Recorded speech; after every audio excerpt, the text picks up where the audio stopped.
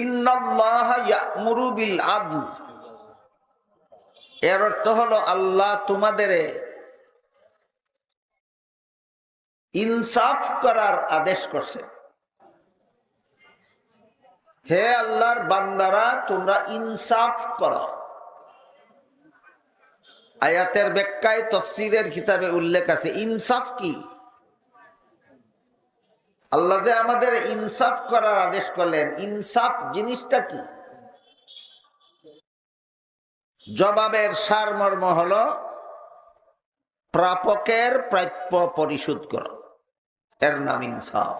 তোমার কাছে যার যা প্রাপ্য আছে তা পরিশোধ করে দাও, তবেই তার সাথে তোমার ইনসাফ করা হলো, সুবিচার করা হলো। কোন প্রাপকের প্রাপ্য যদি তোমার পরিশোধ করার বাকি থাকে,